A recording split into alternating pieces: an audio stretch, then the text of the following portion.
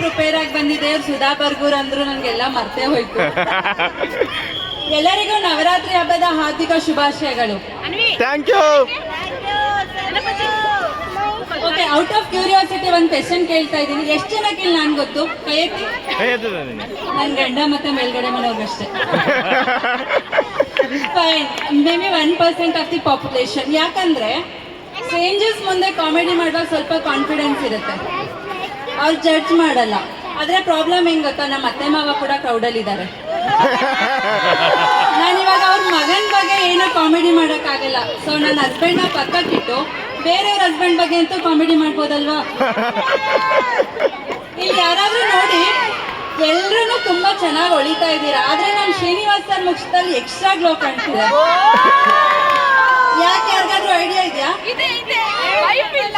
ಅವ್ರ ಊರಿಗೆ ಹೋಗಿದ್ದಾರೆ.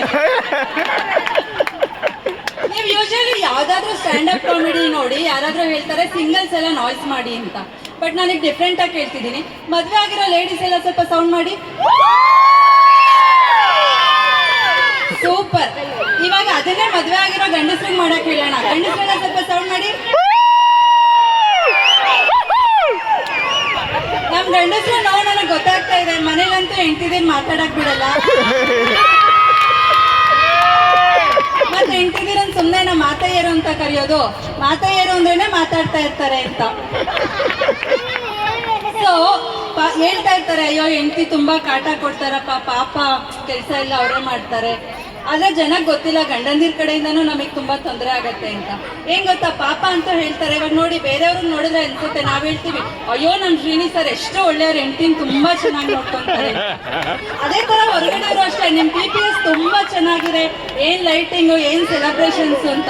ಆದ್ರೆ ಒಳಗಡೆ ಇರೋರು ಗೊತ್ತಿರುತ್ತೆ. ಇವಾಗ ನೋಡಿ, ಗಂಡ ಆಫೀಸ್ಗೆ ಹೋದ್ರೆ ಅಥವಾ ಹೊರಗಡೆ ಹೋದ್ರೆ ಮನೆಗೆ ಬೇಗ ಬರಲ್ಲ, ನಾವು ಟಾಯ್ಲೆಟ್ಗೆ ಹೋದ್ರೆ ಫ್ಲಶ್ ಆಗಿ ನೀರ್ ಬರಲ್ಲ.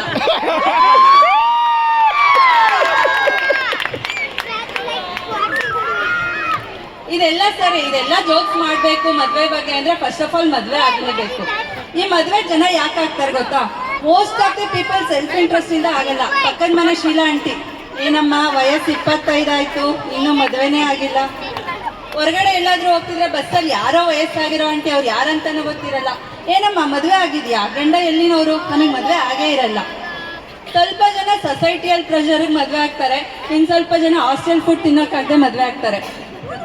ಆದ್ರೆ ನಾನ್ ಮದ್ವೆ ಆಗಿರೋ ತುಂಬಾ ಬೇರೆ ರೀಸನ್ಗೆ. ನಾನೇನ್ ಗೊತ್ತಾ, ಯೂನಿವರ್ಸಿಟಿ ಟಾಪರ್, ಡಿಗ್ರಿಯಲ್ಲಿ ಕೂಡ MBA ಕೂಡ. ಆದ್ರೆ ಲೈಫಲ್ಲಿ ಏನೋ ಅಚೀವ್ ಮಾಡೋಕ್ಕಾಗಿಲ್ಲ. ಒಂದಿನ ವಯಸ್ಸಾಗಿ ನಾನು ಮನೇಲಿ ಕೂತಿರ್ಬೇಕಿದ್ರೆ ನನ್ನ ಗಂಡನ ಮುಖ ನೋಡಿ ನಾನು ಏನೋ ಅಚೀವ್ ಮಾಡ್ತಿದ್ದೆ, ಆದ್ರೆ ಏನೂ ಮಾಡಿಲ್ಲದೆ ಇರೋದಕ್ಕೆ ನೀನೇ ಕಾರಣ ಅಂತ ಬ್ಲೇಮ್ ಮಾಡ್ಬೋದಲ್ವಾ? ಅದಕ್ಕೋಸ್ಕರ ಮದುವೆ ಆಗಿರೋದು. ನೀವು ಯೋಚನೆ ಮಾಡಿ, ಗಂಡಂದಿರು ಎಷ್ಟು ಲಕ್ಕಿ ಅಲ್ವಾ? ಇವಾಗ ನೀವೆಲ್ಲ ರಿಸಲ್ಟ್ ಬಂದಾಗ ನೋಡಿರ್ತೀರಾ, ಹುಡುಗಿರು ಆಲ್ವೇಸ್ ಟಾಪರ್ಸ್, 95, 99, 90, 100. ಹುಡುಗರು ಹಂಗಲ್ಲ, ಅದ್ರಲ್ಲಿ ಅರ್ಧ ತಗೊಂಡು ಆರಾಮಾಗಿರ್ತಾರೆ. ಆದ್ರೇನು ಭೀಮ್ನ ಅಮಾವಾಸ್ಯೆ ರೊಕ್ಕ ಬಂದಾಗ ನಾವೇ ಅವ್ರ ಕಾಲ್ ಪೂಜೆ ಮಾಡಬೇಕು. ಆಮೇಲೆ ರೀಲ್ಸ್ ಎಲ್ಲ ಎಷ್ಟು ಜನ ನೋಡ್ತೀರಾ? ಎಲ್ಲ ನೋಡ್ತೇವೆ. ಸೂಪರ್. ನಾನ್ ಮನೆ ರೀಲ್ ನೋಡುವಾಗ ನೋಡ್ದೆ, ಮದ್ವೆ ಅನ್ನೋದು ಒಂದು ವರ್ಕ್ಶಾಪ್ ತರ ಅಂತೆ. ಗಂಡ ವರ್ಕ್ ಮಾಡೋದಂತೆ, ಹೆಂಡತಿ ಶಾಪಿಂಗ್ ಮಾಡೋದಂತೆ. ಆದ್ರೆ ನಮ್ಮ ಮನೇಲಿ ಉಲ್ಟಾ. ಏನ್ ಗೊತ್ತಾ, ಲಾಸ್ಟ್ ಮಂತ್ ಬಿಲ್ ಬಂದಾಗ್ಲೇ ನನ್ಗೂ ಗೊತ್ತಾಗಿದ್ದು. ನಮ್ಮ ಮನೇಲಿ ವರ್ಕೂ ನನ್ ಗಂಡನೇ ಮಾಡ್ತಾರೆ, ಶಾಪಿಂಗು ನನ್ ಗಂಡನೇ ಮಾಡ್ತಾರೆ. ಆಮೇಲೆ ಈ ಮದ್ವೆ ಅನ್ನೋದ್ರಲ್ಲಿ ಏನ್ ಗೊತ್ತಾ, ಇವಾಗ ನೀವು ನೋಡಿ ತುಂಬಾ ವಿರೋಧಾಭಾಸ ಇರುತ್ತೆ. ಈ ಗಂಡ ತುಂಬಾ ಮಾತಾಡ್ತಾರೆ ಅಂದ್ರೆ ಹೆಂಡತಿ ಸೈಲೆಂಟ್. ಇವಾಗ ಎಷ್ಟು ಜನಕ್ಕೆ ನಮ್ ಲಕ್ಷ್ಮಿ ಗೊತ್ತು? ಅದೇ ಪುನೀತ್ ಎಷ್ಟು ಜನಕ್ಕೆ ಗೊತ್ತು? ಗೊತ್ತಿಲ್ಲ. ಗಂಡ ಗೊತ್ತಾಯ್ತು. ಈಗ ಹೆಂಡತಿ ಜೋರ್ ಇರ್ತಾರೆ ಅಂದ್ರೆ ಗಂಡ ಸೈಲೆಂಟ್ ಇರ್ತಾರೆ. ಆತರ ಆಪೋಸಿಟ್ ಅಟ್ರಾಕ್ಟ್ಸ್ ಈಚ್ ಅದರ್ ಅಂತ. ಇವಾಗ ನಾನು ನನ್ನ ಕ್ಯಾರೆಕ್ಟರಿಸ್ಟಿಕ್ಸ್ ಏನಂತ ಹೇಳ್ತೀನಿ, ನನ್ನ ಗಂಡನ್ ಏನಿರ್ಬೋದು ಅಂತ ನೀವು ಗೆಸ್ಟ್ ಮಾಡಿ. ನನಗೆ ತುಂಬಾ ಕೋಪ ಬರುತ್ತೆ, ಸೊ ನನ್ನ ಗಂಡಂಗೆ ತಾಳ್ಮೆ ಜಾಸ್ತಿ. ನಾನು ತುಂಬಾ ಸೋಮಾರಿ,